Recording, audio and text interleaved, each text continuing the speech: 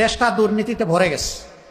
আমার ইচ্ছা হয় মাঝে মাঝে গাড়ি থেকে নেমে আমি আমার দোকানি ভাইদেরকে জিজ্ঞেস করি যে আমাদের দলের কেউ এখানে আপনাদের কাছে চাঁদা চাইতে আসে কিনা। আমি দোকানের ভিতরে আড়ালে নিয়ে জিজ্ঞেস করি, আমাকে খানে খানে বলেন, কেউ শুনবে না। যদি ওই রকম কেউ থাকে তার নামটা শুধু আমাকে বলেন, বাকিটা আমাদের কাজ। আমার ইচ্ছা হয় আমি গিয়ে জিজ্ঞেস করবো মানুষগুলোকে, সময়ের অভাবে পারি না। আমরা উন্মুক্ত আহ্বান দিয়ে রেখেছি, এরকম যদি কোনো দুর্বৃত্ত আমাদের নামে কেউ অপকর্ম করে মেহরবানি করে আমাদেরকে জানাবেন।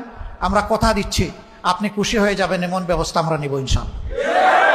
ধরে নেন যে আমাদের কেউ প্রধানমন্ত্রী হয়ে গেলেন, প্রেসিডেন্ট হয়ে গেলেন, তিনি অপরাধ করলে তাকেও আইনের আওতায় আনা হবে ইনশাআল্লাহ। যে অপরাধে সাধারণ মানুষকে আনা হয়, একই অপরাধে কোনো ইম্পিউনিটি তিনি পাবেন না, কোনো দায় মুক্তি পাবেন না, তাকেও আইনের আওতায় আনা হবে। আমরা কারো আধিপত্য আমরা মেনে নিব না, কোনো হেজিমনি আমরা স্বীকার করব না। এখানে আধিপত্য একমাত্র আল্লাহ রাব্বুল আলামিনের।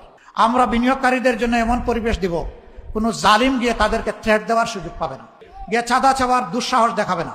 যদি সে দেখায় তার হাত অবশ করে দেওয়া হবে। বিদেশিরা যারা এই দেশে বিনিয়োগ করতে আসবে তাদেরকেও সেই একই সম্মান এবং একই নিরাপত্তা বিধান করা হবে ইনশাআল্লাহ।